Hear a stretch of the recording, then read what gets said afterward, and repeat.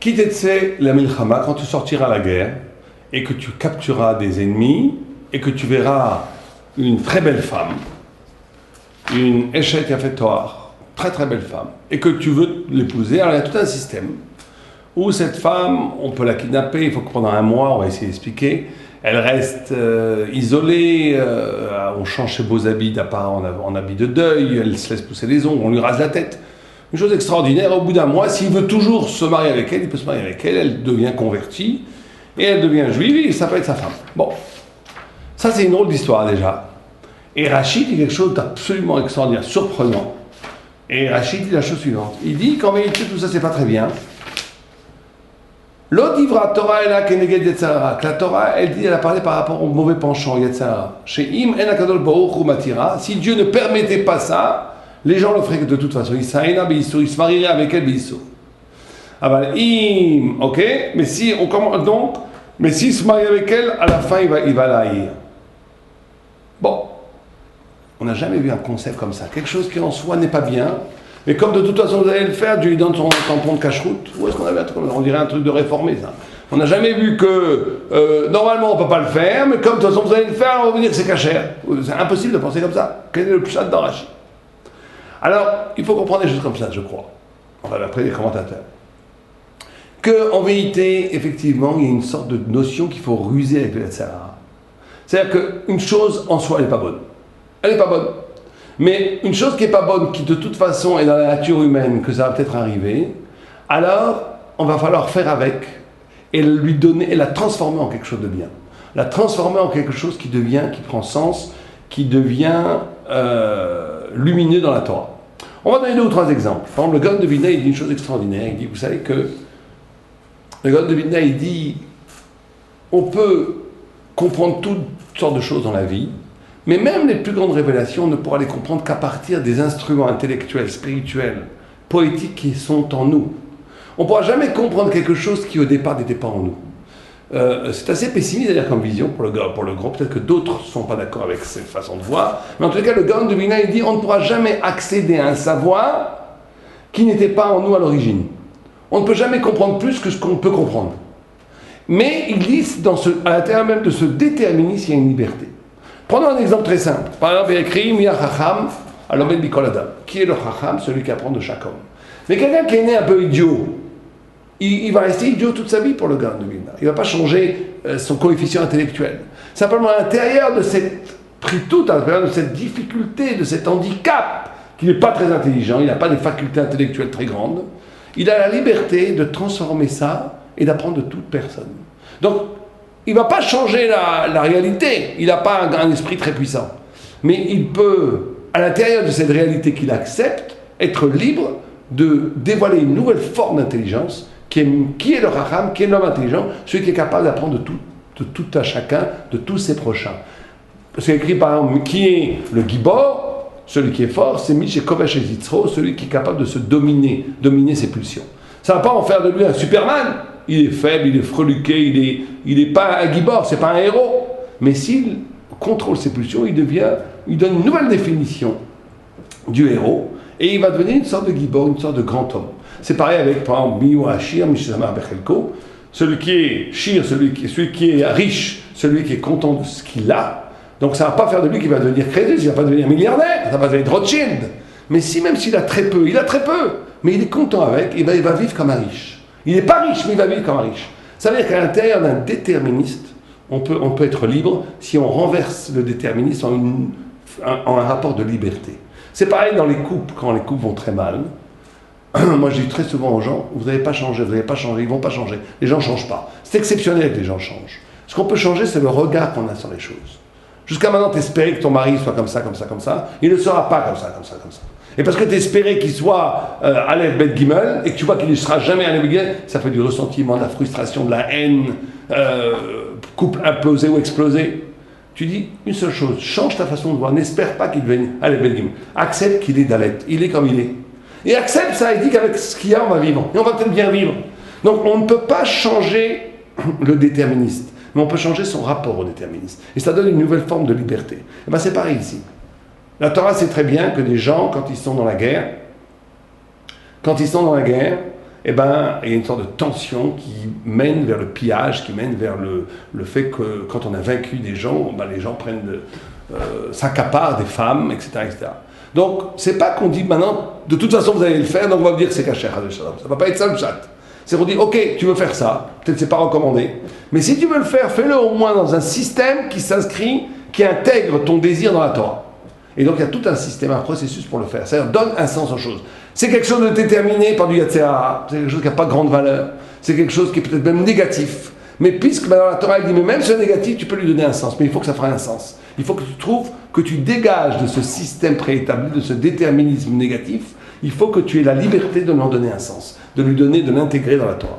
Et ça, c'est une vision des choses. Le Or HaChaim, lui, il va plus loin, il dit une chose incroyable. Il dit non, lui, il n'accepte pas notre réponse.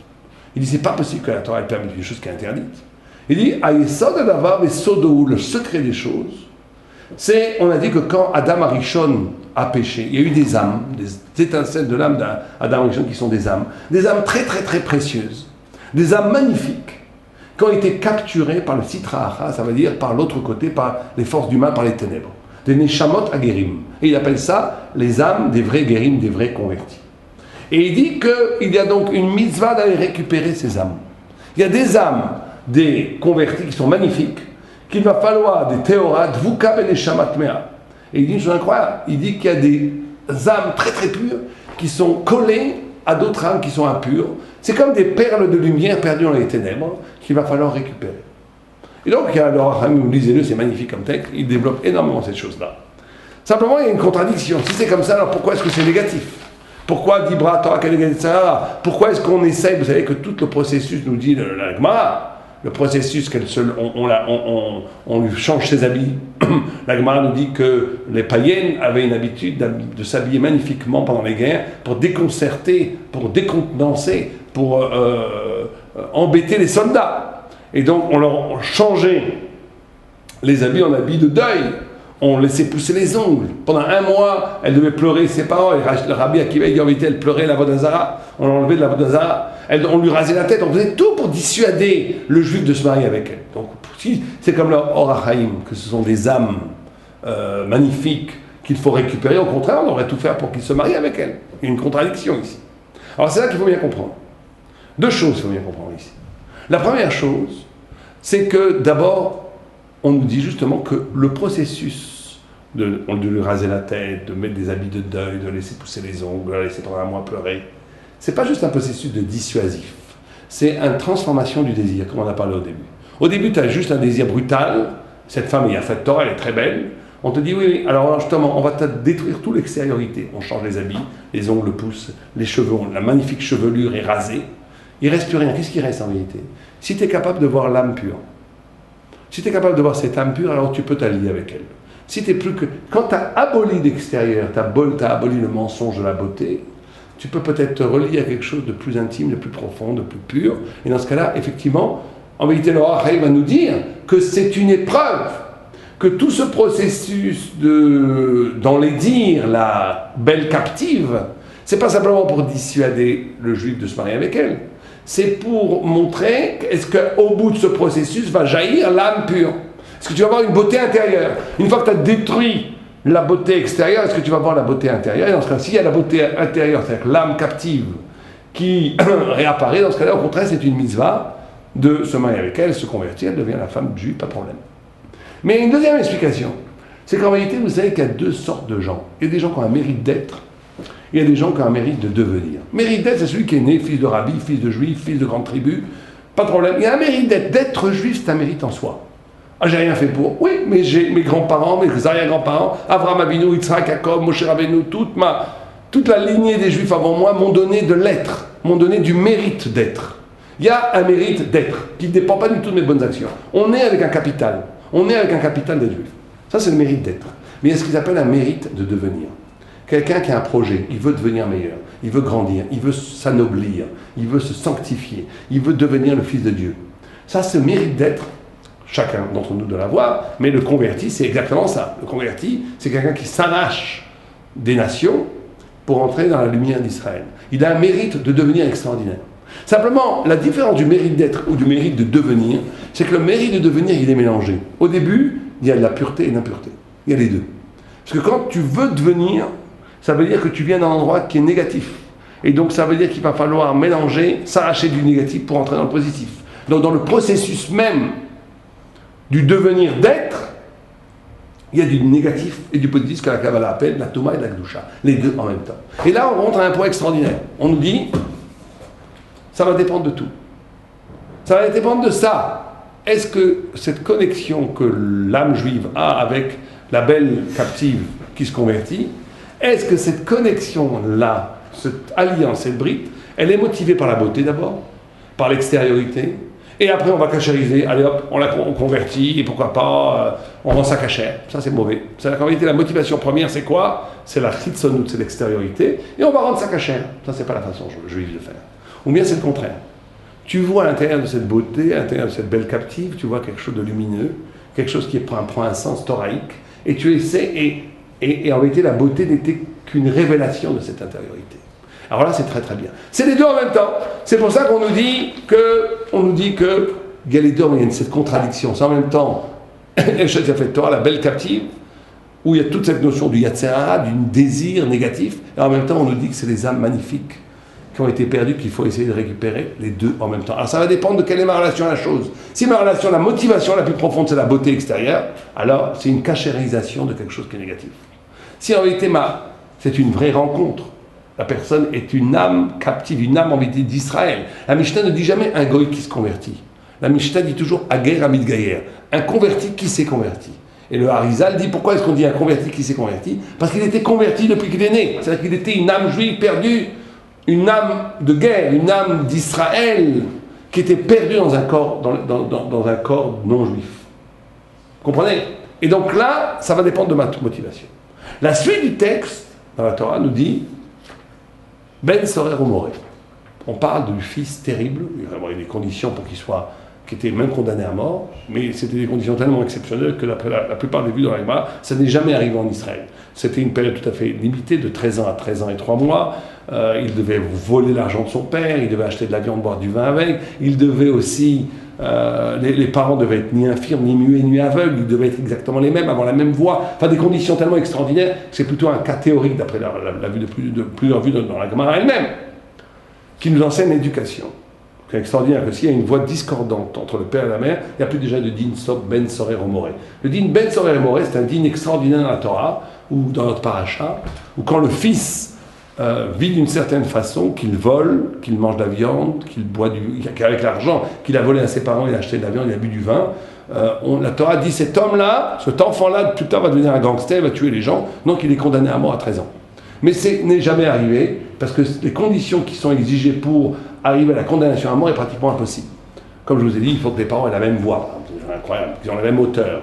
Il faut qu'eux-mêmes l'amènent au tribunal, en plus, pour le condamner à mort, parce que c'est absolument très très rare. Enfin, il faut tellement un nombre de conditions incroyables, ça n'existe pas, ça n'est jamais arrivé. Enfin, d'après la plupart des vues dans les Gemara. Il y a une vue qui dit oui, moi j'étais assis sur la tombe d'un Sorer Omoré, donc il y a des vues qui pensent que c'est arrivé, mais même c'est arrivé une fois ou 3 fois sur 1000 ans. Mais en tout cas, c'est le cas théorique qui nous intéresse. C'est cet enfant dénaturé. Or, Rashi, la Gemara elle-même, nous dit pourquoi Ben Sorer Omoré vient juste après la belle captive, pour nous dire que c'est lié. Les deux sont liés. On va essayer de comprendre le lien, ce lien extraordinaire. Il y a un midrash qui nous dit que quand Absalom a pris le pouvoir de son père David Amelech, David a voulu simuler, monter sur une montagne devant tout un Israël, simuler qu'il faisait de la vodazara, de l'idolâtrie, pour qu'il n'y ait pas de chilul Hashem, pour qu'il n'y ait pas de profanation du nom divin. Parce qu'il lui disait, moi je suis un roi juste, et mon fils Absalom m'a détrôné. Les gens vont dire, Dieu ne fait pas la justice. Non, je vais faire une faute en public pour que les gens comprennent que j'ai été destitué, détrôné, pour bien montrer que c'est de ma faute et qu'il y a une justice dans le monde. Et un des disciples de David a entendu ça, il a déchiré ses vêtements, je crois que c'était Hushai, il a mis de la cendre, il a dit, Dieu préserve que toi, David Amelech, tu te fasses passer pour un idolâtre. Il lui dit, oui, mais sinon il y aura la profanation du nom de Dieu. Il dit, mais non, il n'y aura pas de profanation. Parce que Absalom venait d'une fille qui s'appelait, d'une femme qui s'appelait Hatai, je crois, ou Matar, qui était une femme qui était elle-même une Eshet Toar, une femme de beauté, une belle captive. Et il dit à David, toi tu ne vois pas que tu n'as pas fait la smouchim, tu n'as pas montré que les prakim étaient l'un proche de l'autre. Que celui qui épouse une fille, une belle captive, aura un fils rebelle, un fils Ben Sorer au Moré. Et donc il va avoir Trilou Hachem. Mais ce qui est extraordinaire dans ce Midrash, dans le Midrash Rabbah, c'est que David ne s'est pas rendu compte que sa faute, que Avshalom venait du fait qu'il avait épousé une belle captive. Et même lui, il dit, mais c'est permis par la Torah. Il dit, oui, mais c'est permis. Mais comme il y a ici, on joue avec le Yetzer Hara, on joue avec quelque chose de très puissant, proche du mal, ça a une conséquence immédiate, c'est que ce qui va nouer la relation des parentales, dans le pourquoi je vais me marier, qu'est-ce qui m'a motivé dans le rapport du couple, va avoir une influence directe sur les enfants. Et ce qui est extraordinaire, c'est que David ne se rend pas compte. C'est-à-dire que nous, on ne se rend pas compte que si notre enfant sort comme ça ou comme ça ou comme ça, c'est profondément lié au pourquoi je me suis marié. Les enfants sortent d'une telle façon par rapport au pourquoi, comment on s'est marié. Et pourquoi on s'est marié. Si la motivation est une motivation même qui est après accompagnée de toutes sortes de choses positives, David Amelech était un kadosh, un saint. C'est sûr qu'une des raisons principales pour lesquelles il a la belle captive, c'était aussi pour récupérer ces âmes magnifiques des guérims perdus. Mais il y avait aussi cette notion d'attirance physique, et qui fait qu'à un moment donné, si c'est ça qui joue, qui a un rôle prédominant dans le choix de se marier avec la belle captive, ça va passer directement aux enfants, et les enfants vont avoir cette révolte et cette violence en eux. Et donc, le Ramban aussi ramène ces notions-là, et il dit que toute cette notion du négatif, c'est par rapport à la belle captive. Mais il dit par contre une idée très intéressante, il dit que le converti, le vrai converti, on parle des vrais convertis ici, des vrais convertis, le vrai guerre ou la vraie guillorette, celle qui est vraiment adhère à la Torah, si elle le fait de son propre chef, alors ce choix-là détruit le mal, détruit la Touma. Il dit que cette notion de Touma reste, d'impureté reste sur la belle captive, parce que justement c'est forcé, elle a été capturée, on l'a obligée à devenir juive. En l'obligeant à devenir juif, il y a encore ce mélange d'âmes magnifiques perdues et aussi du Yatzera, les deux mélangés. Mais si quelqu'un, au contraire, se convertit véritablement, alors là, dit le Ramban, il y a une moutard, les khatrilas de se marier, pas besoin d'attendre quoi que ce soit, et ce choix lui-même détruit le mal, détruit la Touma. Et ça va même plus loin. C'est que le Maharal dit que pourquoi il y a quelque chose d'extraordinaire dans le rapport, dans l'apport, on va dire, ce qu'apportent les guérim dans Am Israël. C'est que le Gaon de Vilna dit que pourquoi Rabbi Akiva était capable d'interpréter les couronnes qui étaient sur les lettres que même Moïse ne pouvait pas interpréter, c'est tout cet espace vide, encore vide de sens, qui va prendre sens plus tard. Et bien il dit, le Gaon de Vilna, c'est parce que Rabbi Akiva avait comme père Rabbi Yosef, et Yosef était un converti, et Domit, il venait d'une origine convertie, ça veut dire une notion de quelque chose d'absolument encore vierge, qu'il va falloir, qui apporte à la Torah. Et le Or HaChaim dit qu'énormément de Gdolé Israël étaient convertis, Shmaya Aftalion, Onkolus, Aguer, énormément de Gdolé, c'est ceux qui, et surtout dans la Torah Shebal Peh, Rabbi Meir, parce que c'est ceux qui vont être capables. Et là, on touche à un point très profond et très difficile à comprendre. C'est que même Moïse s'est marié avec Tzipora, et le Maharal, Tzipora qui était une convertie, c'est le Maharal de Prague dit parce que il y a quelque chose dans le converti qui est qu'il n'est pas lié à l'identité. Il est une reconduction du choix de la vérité, du choix de la Torah, du choix du rapport à Dieu, qui n'est pas lié à quelque chose de naturel. C'est comme si on revisitait les fondamentaux, qu'on revenait à la source, au pourquoi des choses. Le paradis, ça, on pose la question, il dit, il y a écrit Vafta et ta guerre. Tu aimeras le converti. Il pose la question, Rambam met comme deux mitzvot, la notion tu aimeras ton prochain comme toi-même, c'est d'aimer le juif, et tu aimeras le guerre. Il pose la question, le paradis, pourquoi est-ce qu'il y a besoin des deux? Un guerre, si c'est un vrai guerre, c'est un juif. Si c'est un juif, il a une mitzvah de l'aimer, ça devrait être inclus dans la mitzvah générale d'aimer ton prochain. Pourquoi il y a besoin de rajouter tu aimeras le guerre? Et le paradis dit non, parce que le guerre, il a quelque chose de spécial. C'est qu'il est rentré de son propre chef sous la shrina. Il a voulu la Torah. Il a voulu rentrer et se rapprocher de Dieu. Donc en l'aimant, tu aimes Dieu. Et le paradis va très loin. Il dit celui qui n'aime pas les guerres, c'est qu'il n'aime pas Dieu. Quelqu'un qui n'est pas capable d'aimer l'étranger, vraiment, qui s'est vraiment converti, c'est qu'il a en réalité, il n'a pas l'amour de Dieu, il a l'amour de soi. Il a transformé l'amour de Dieu en l'amour d'une glorification de l'identité juive, une sorte de tribu primitif. Où en réalité, ce que j'aime, c'est moi-même. Tous les autres sont affreux, moi je suis merveilleux, et Dieu, on n'y pense même pas. L'amour du guerre va être le test pour savoir est-ce que vous aimez vraiment Dieu ou pas. On parle bien entendu, encore une fois, des vraies guerres. On ne parle pas de quelqu'un qui se convertit pour de mauvaises raisons, pour se marier ou pour faire des choses comme ça. Là, pour tous ces gens-là, on ne parle pas de ça. On parle d'une vraie conversion, quelqu'un qui s'est converti par amour de la vérité de la Torah. Eh bien, l'amour qu'on doit avoir pour les guéris, V'ahavta et guerre, c'est une injonction dans la Torah elle-même. C'est une autre. Bien sûr, donc, on fait 2 mitzvot quand on aime le guerre. On aime son prochain, V'ahavta kamocha. Et on aime aussi le guerre parce qu'on aime cette notion de shrina. On aime Dieu, on aime cette personne qui s'est rapprochée à Dieu. Et Moshe Rabbeinu, dit le Maharal de Prague, était tellement au-dessus de l'identité. Il était tellement au-dessus de cette notion, il ne se définissait pas à partir d'un acquis, mais à partir d'une relation absolue avec Dieu. Qu'il s'est marié justement avec la convertie, avec Tzipora, parce qu'elle-même aussi échappait à l'identité. C'est comme ça que le Maharal de Prague explique. Donc toute la notion, et ça c'est très difficile pour nous à comprendre, parce qu'il y a quelque chose aussi de magnifique dans l'identité. Le fait qu'on a parlé au début, le mérite d'être, le fait de recevoir un héritage, de naître juif, c'est magnifique. Il y a tout un héritage qui peut être inégalé. Il y a quelque chose dans le corps, dans l'être juif qui est magnifique, qui est donné. C'est magnifique. Mais si on s'arrête à ce don, et si ce don ne nous permet pas de rebondir pour devenir, alors c'est aussi une catastrophe. C'est ça l'apport du guerre. L'apport du guerre, c'est toujours nous rappeler très bien, on a reçu quelque chose, c'est magnifique. Mais ce qu'on a reçu doit être une plateforme pour redémarrer, pour reconquérir quelque chose qu'on n'a pas reçu. S'échapper à l'identité. C'est pour ça qu'il faut les deux. Il faut être, chacun d'entre nous doit être quelqu'un qui est en même temps né juif, mais qui devient juif. En vérité, on doit nous-mêmes nous reconvertir, on va dire, chaque instant, chaque jour, pour se redéfinir à partir d'une relation qui n'est pas donnée par nos parents, par la tradition, par la tribu, par le corps, mais qui est acquise par l'étude, par la tefila, par une nouvelle relation avec Dieu, renaître. Tous les matins, on dit Sheva Sanigoy. On fait une prière qui ne m'a pas fait païen. Mais hier, tu as déjà fait la prière. Pourquoi tu la refais aujourd'hui? Parce qu'en vérité, chaque jour, tu renais. Chaque jour, tu renais, chaque jour, tu dois redevenir celui qui est nouveau, celui qui redevient juif. On redevient juif à chaque instant. Il faut bien comprendre, ça c'est une notion très profonde. J'avais un Rav qui disait une chose très surprenante. Il disait, quelqu'un qui est dans un rapport identitaire, c'est quelqu'un qui ne vit qu'à travers sa famille, ses enfants. Il est tout à fait fier que ses enfants réussissent. Il n'y a que ça qui l'intéresse. Lui, il s'en fiche complètement. Ce qu'il veut, c'est que ses enfants réussissent. Dans les Shiva qui parlaient. Il disait, cette personne-là, c'est un animal. C'est un rapport de Béhéma. Comme ça, il disait. Un rapport de Béhéma. C'est un rapport où la personne a un rapport animalistique avec son être. C'est la reproduction de l'espèce. Il disait un gadol, il veut devenir d'abord lui-même gadol, Even Hashem, et il veut même, quelque part, une séparation avec l'enfant. L'enfant doit devenir lui-même un gadol. Moi, je veux dire un gadol. On a un rapport qui dépasse l'identité. On a un rapport de maître à élève qui s'illumine dans le rapport à la vérité de la Torah. Comme la Gemara a dit, un père et un fils étudient la Gemara, ils deviennent ennemis, ils font des combats d'épée conceptuels, et à la fin, l'amour arrive. Mais c'est un amour qui n'est plus un amour que charnel. C'est un amour qui est tissé par le souci de vérité, par cette proximité à la shrina, à la présence de Dieu.